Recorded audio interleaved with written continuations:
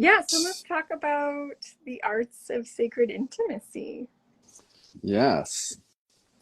So Um, I just want to say thank you because you invited me to do something with you in the Rockies this winter, and that's how this all started. So I'm really grateful that you made the invitation, and it's been a lot of fun working on this together, thinking about what it's going to be. Why don't you talk about what it looks like right now? Because we're still working on it. So yeah, there's lots of things for us to work on, but we have some bare bones.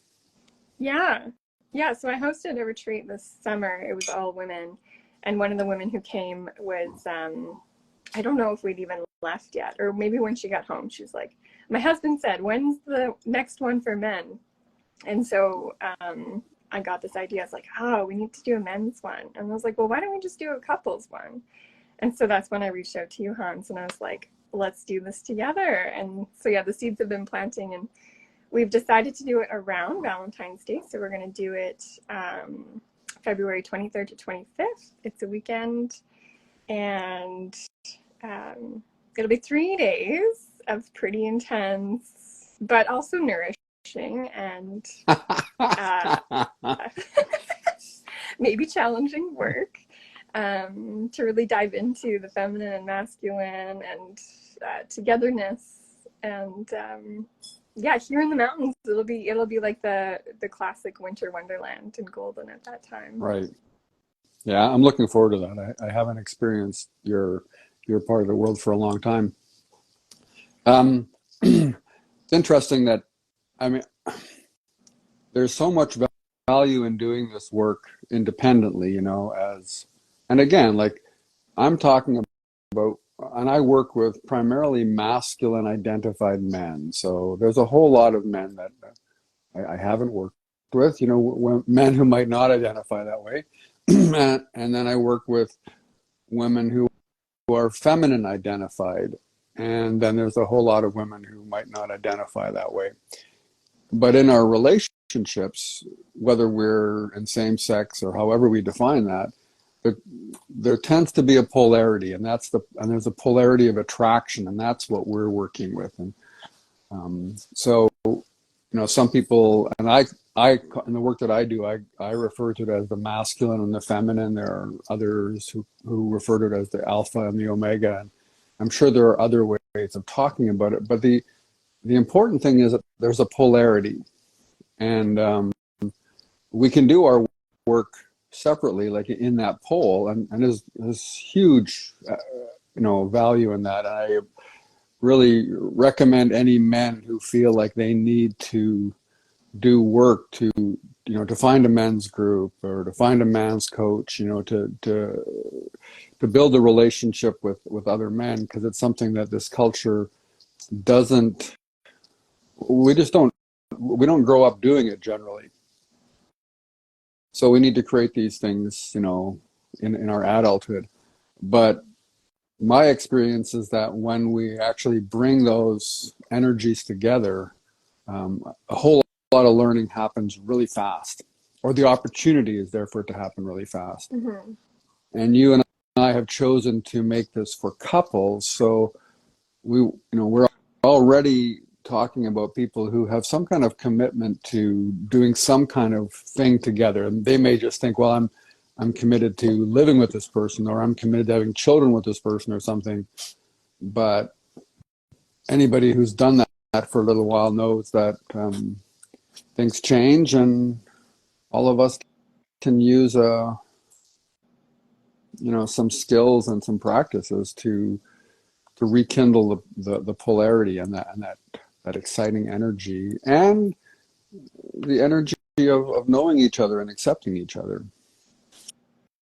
Totally. And like with any relationship, whether there's kids or not, I feel like there is that sort of waxing and waning of attraction, of desire, of polarity, and there's ways to like consciously bring it back in when it has maybe been lost.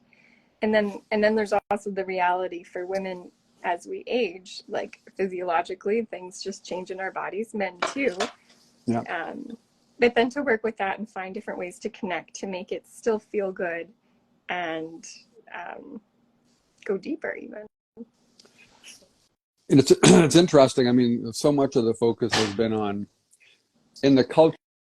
So much of the focus has been on in the last 50 years anyway on just being liberated, there being a choice about sex leading to childbirth, and there's somehow a sexual liberation based on that.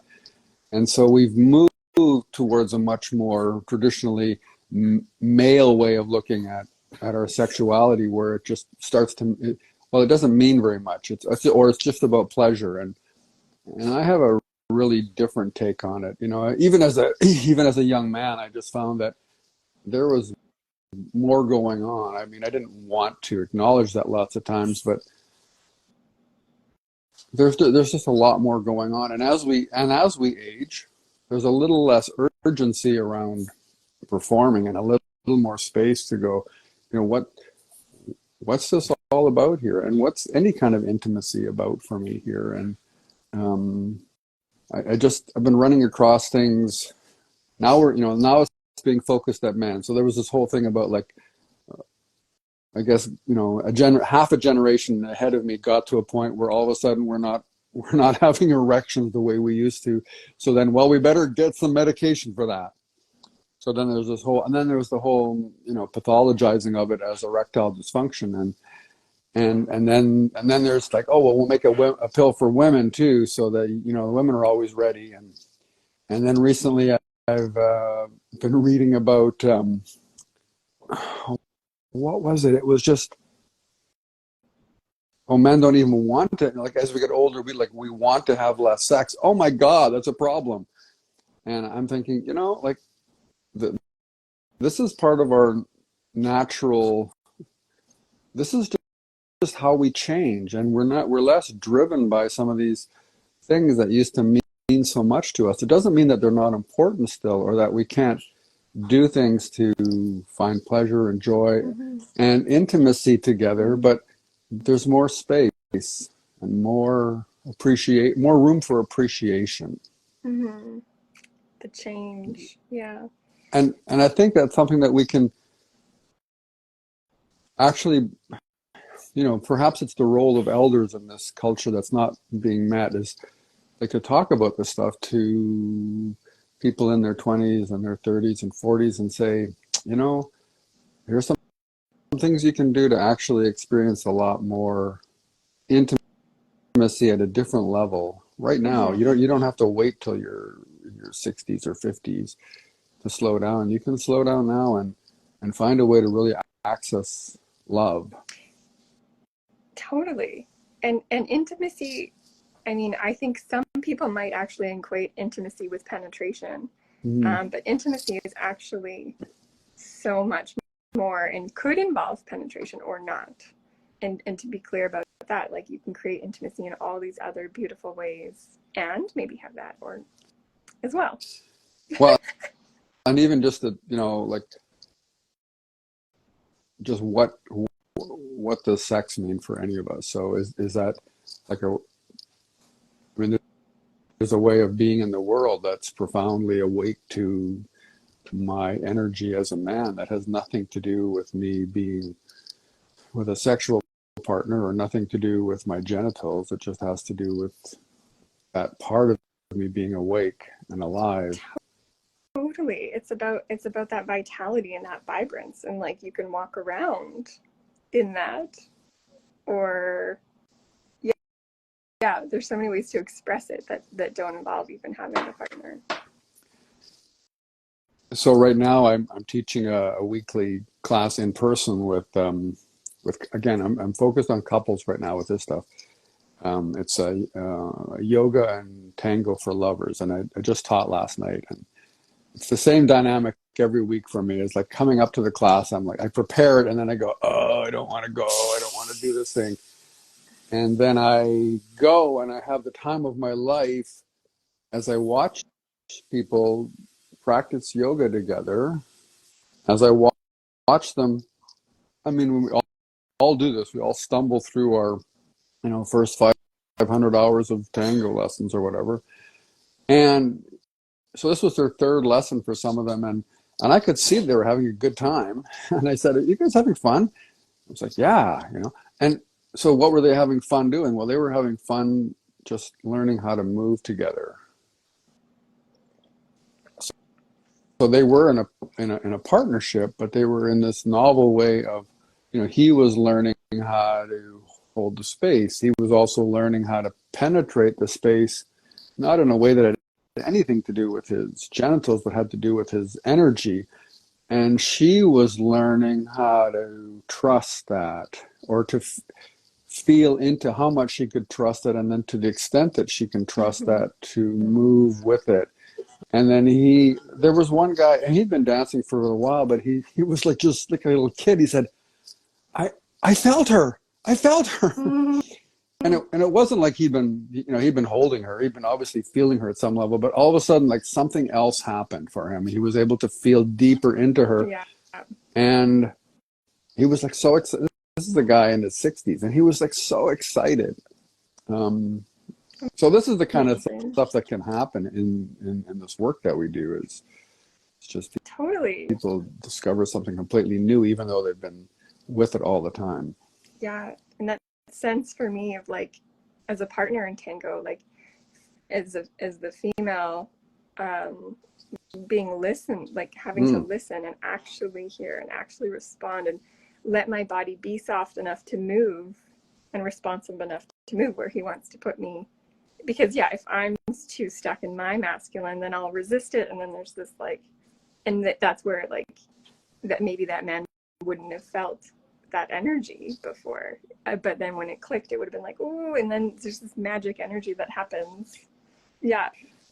There's this thing that's said in tango, is that we lead by following the follow. So as a lead, and whether you're whether you're a man or a woman, if you're in that lead, if you're in that traditionally masculine role, you're not just moving or directing or guiding all the time. You're also listening. How is the follow, again, whether it's a man or a woman, how is the follow responding, and what does that lead me to do? So the dynamic that I see, and I see this in our lives, in my life, is the more I can get comfortable with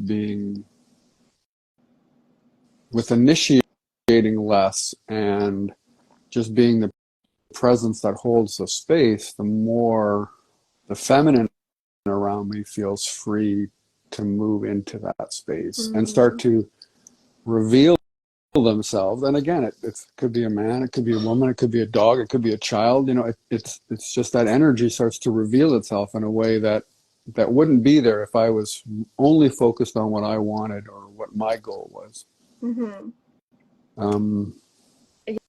That makes me think of even the dynamics of contact improv, of how two people come together, or a group, it can be however many, and there could be, like, someone leading, someone following, but usually you're both just listening and responding, and then there's this emergence of what happens with the two energies together, and it's always different, it's always novel.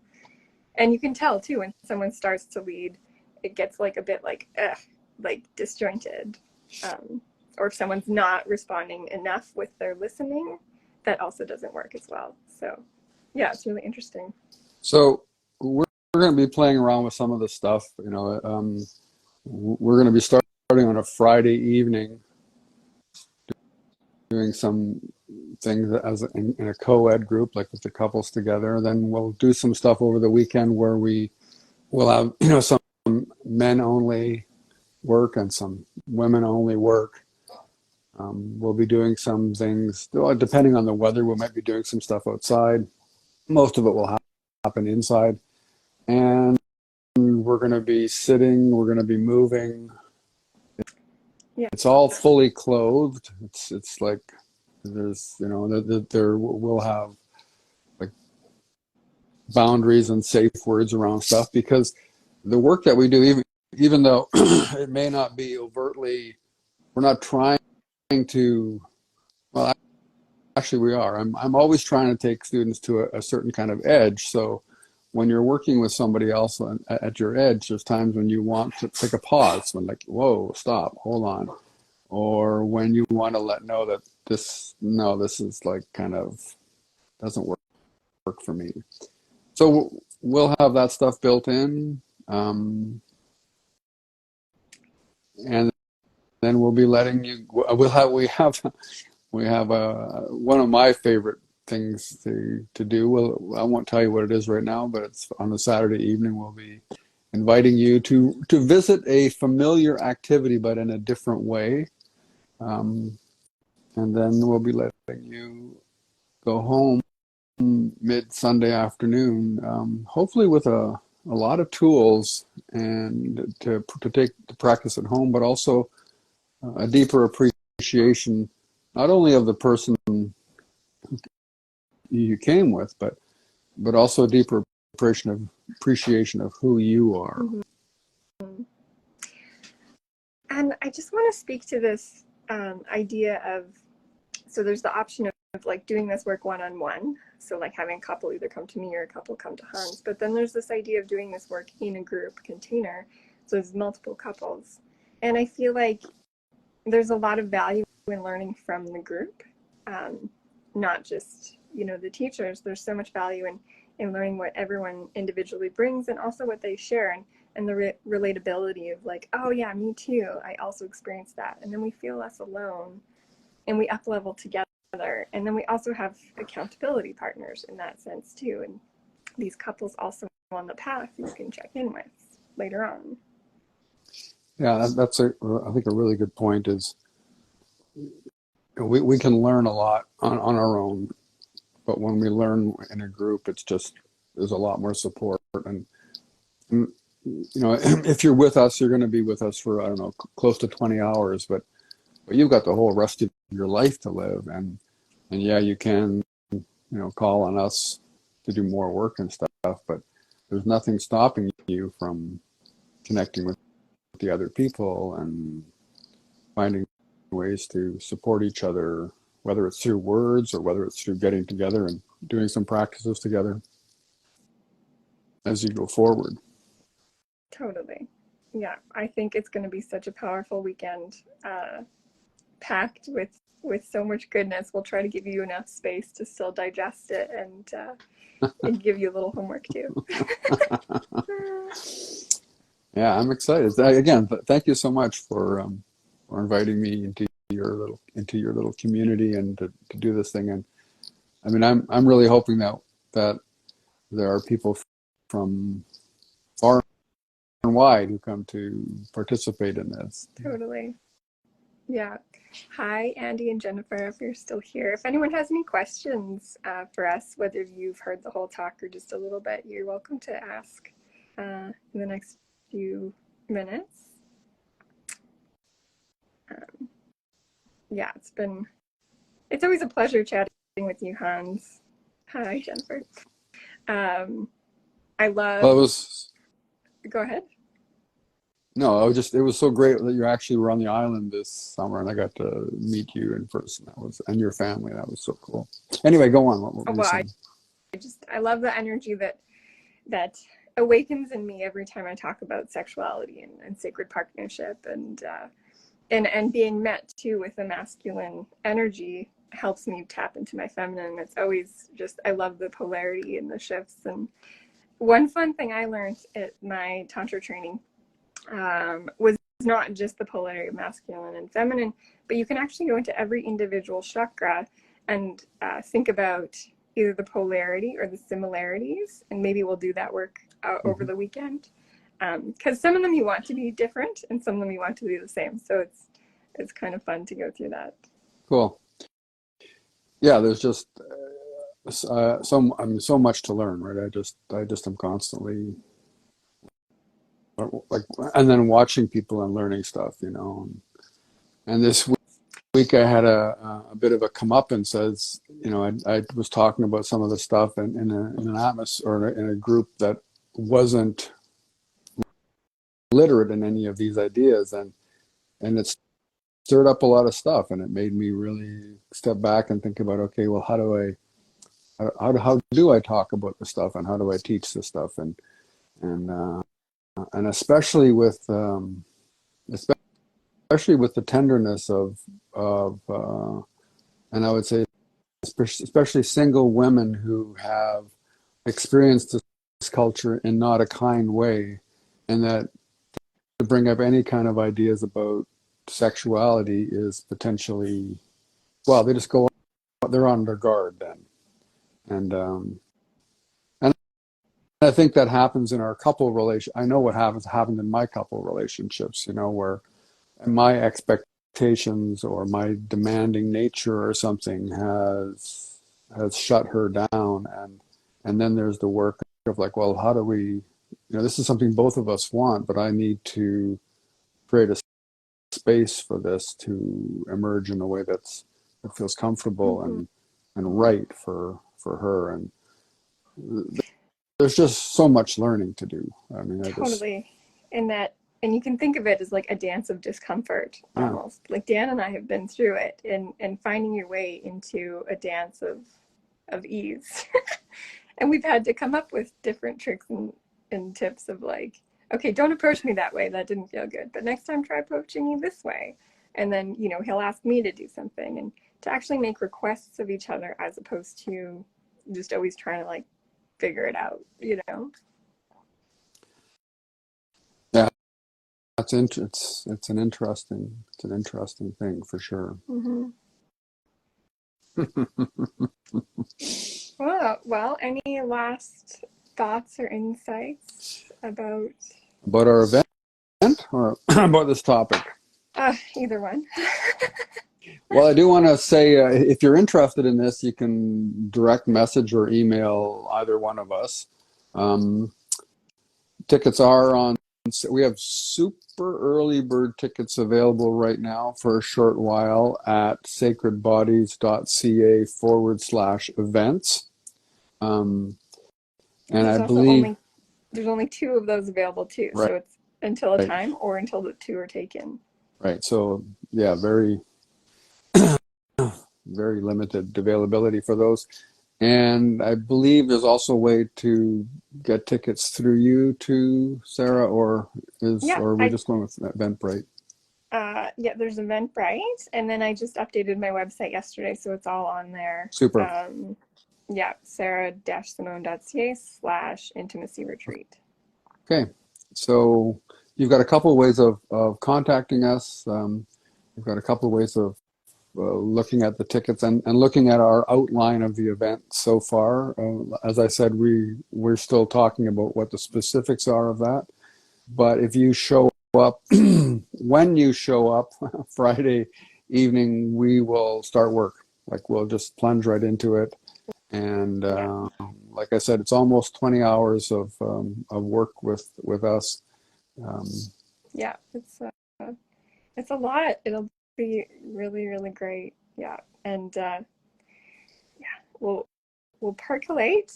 Invite all those of you that are here and that know us first before we publish widely. So definitely reach out if you're keen. okay. Thanks, Thanks, Sarah. Hans. And thanks See you again. everybody who was watching. Bye-bye. Bye, everyone.